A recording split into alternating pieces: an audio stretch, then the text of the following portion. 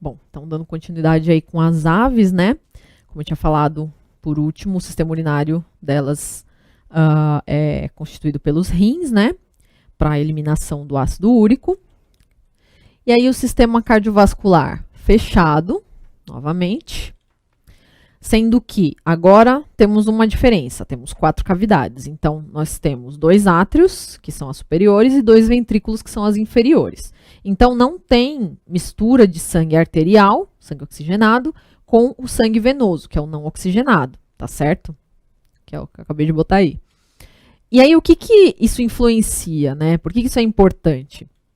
Essa mistura, essa não mistura, aliás, é o que permite com que esses animais sejam homeotermos, tá? Com que eles não precisem ficar regulando a temperatura, tá certo?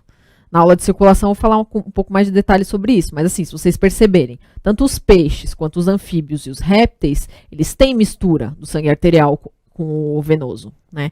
E eles são animais que não são homeotermos, eles não conseguem manter a temperatura corporal constante. Já as aves e os mamíferos, eles não têm mistura desses 2 tipos de sangue e eles são animais homeotermos, tá?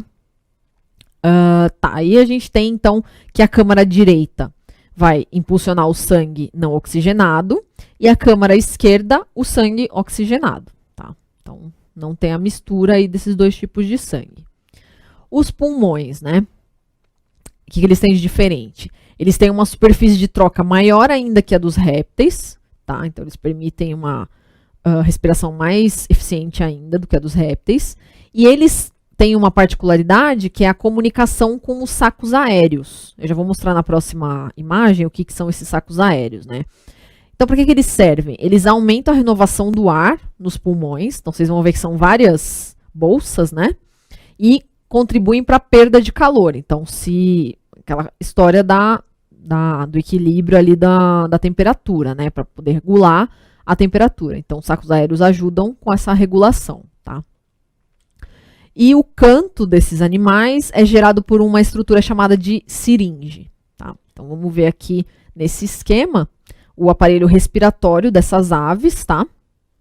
Então, a gente tem a traqueia, a siringe, que é essa parte que ele está indicando mais aqui no meio, nessa bolinha, que é o que vai fazer o canto desses animais. E aí, vocês estão vendo que em azul a gente tem os pulmões, né? Que estão mais aqui atrás. E aqui na frente a gente tem vários, como se fossem vários pulmõezinhos, né? Que são os sacos aéreos, tá? Então, os pulmões têm comunicação com esses sacos aéreos e a troca gasosa acontece em todo esse sistema aí, tá?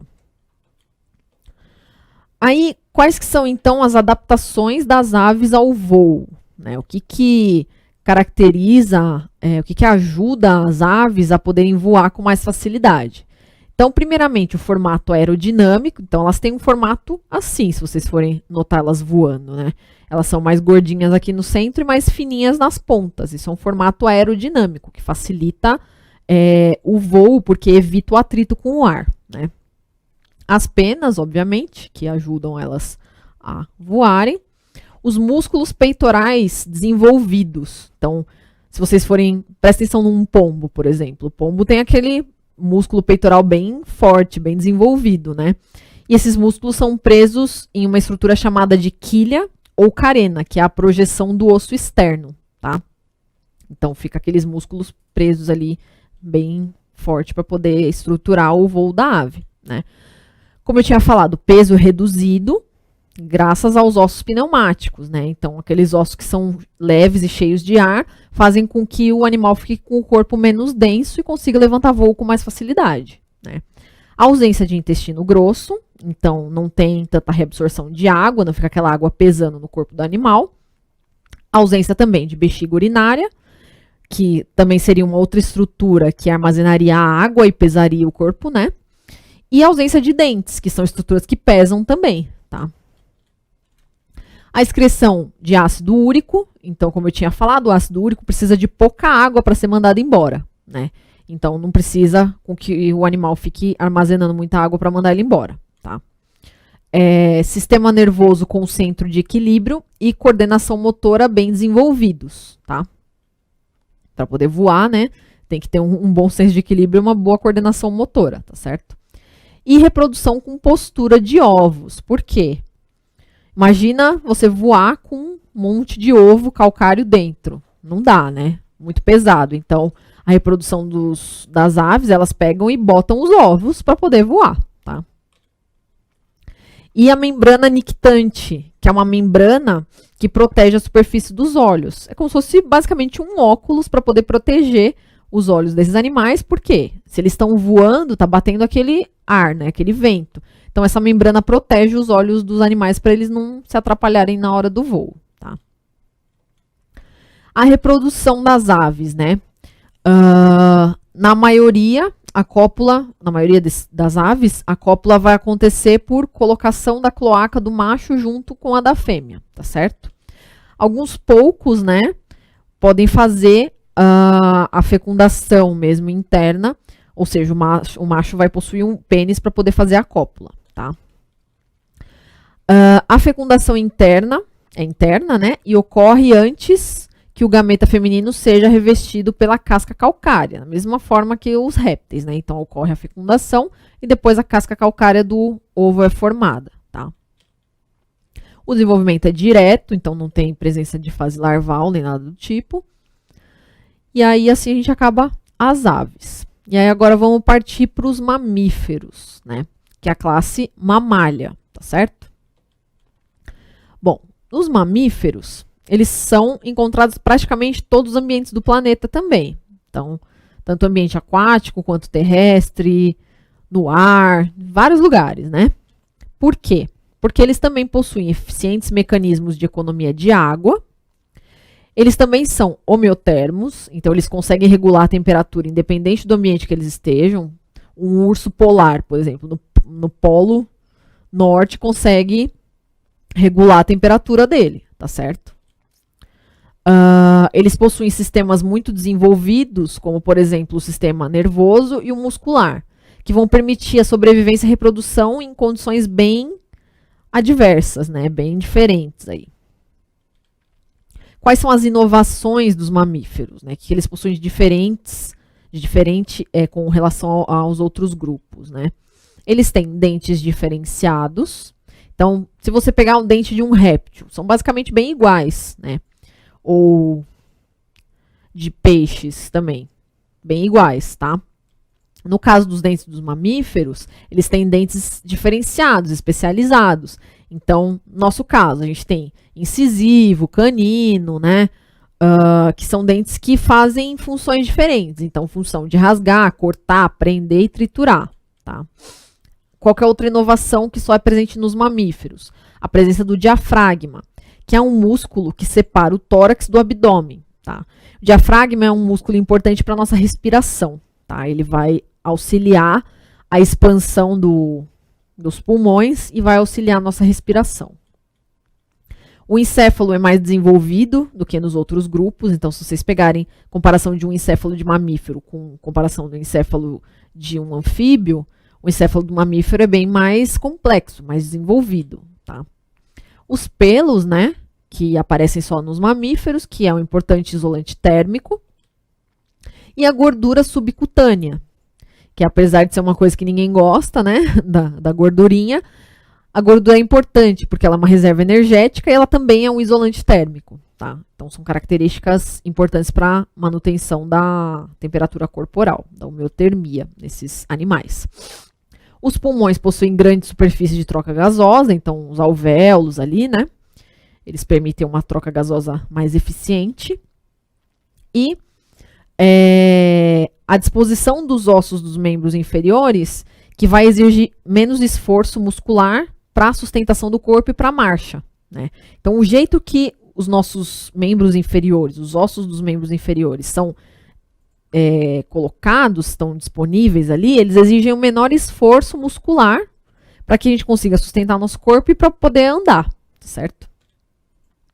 O desenvolvimento embrionário é intrauterino, na maior parte dos mamíferos. Isso permite que esses animais se desenvolvam mais, né? Consigam se desenvolver por mais tempo, tá? E são protegidos também por mais tempo. E as glândulas mamárias, né, que produzem o leite, que também é uma característica única dos mamíferos, tá certo? Aí, quais são os grupos, né? A gente tem os monotremados, ou também chamados de prototérios, tá?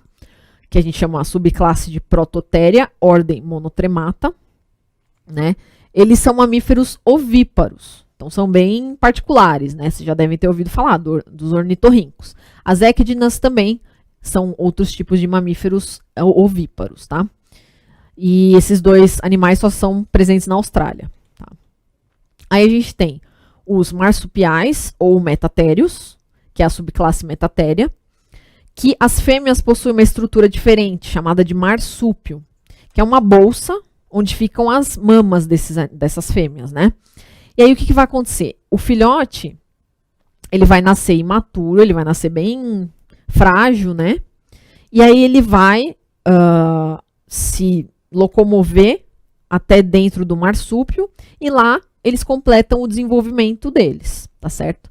Exemplos de animais marsupiais, cangurus e koalas, esses dois também só são presentes na Austrália, e gambás, que estão presentes na América do Sul, tá? E aí a gente tem o terceiro grupo, que é dos animais placentários, ou também chamados de eutérios, né? Que é a subclasse Eutéria. Então, o que eles vão apresentar? E como o próprio nome diz, né? Eles apresentam a placenta, né? E o que faz essa placenta? Ela permite que o filhote troque com a mãe oxigênio, né? Que ele receba oxigênio, nutrientes e anticorpos da mãe, e que eliminem, que mandem de volta para ela, resíduos como, por exemplo, a ureia e o gás carbônico, tá certo? Como que é a pele dos mamíferos, né? Epiderme queratinizada, né? Então, a nossa é um exemplo, e a derme, que fica abaixo da epiderme. E embaixo ainda dessa derme, a gente tem uma estrutura chamada de tela subcutânea, ou hipo, né? Que está abaixo, hipoderme, tá? Que é rica em gordura, como eu tinha falado para vocês. Quais são os anexos? Aí tem um monte, né, de anexos epidérmicos. A gente tem pelos, escamas, placas, unhas, garras, cascos, cornos, né, que são os chifres, glândulas sudoríparas, que vão produzir suor, glândulas sebáceas, que produzem o olhinho, né, o sebo, e glândulas mamárias, que vão produzir o leite, tá? A digestão dos mamíferos é extracelular, então o sistema digestório é completo, novamente, e ele vai caracterizar qualquer diferença, né, qualquer particularidade, como eu tinha falado, pela quantidade e pela diversificação dos dentes. Então a gente tem incisivos, que são os da frente, que servem para cortar o alimento, caninos, que servem para perfurar, e pré-molares e molares, que servem para triturar, né, para mastigar bem ali os alimentos, tá? O sistema cardiovascular é fechado, sendo que a gente tem também, assim como as aves, né, 2 átrios e 2 ventrículos. Então, separa bem aí o sangue arterial do venoso, como eu disse, isso que caracteriza, que faz com que esses animais sejam homeotermos, tá? Semelhantes ao das aves. E respiração pulmonar. Então, pulmões com uma grande superfície, né? Uma eficiência de troca de gases aí bem ampla, né? Eu vou dar só mais um tempinho e daqui a pouco a gente finaliza.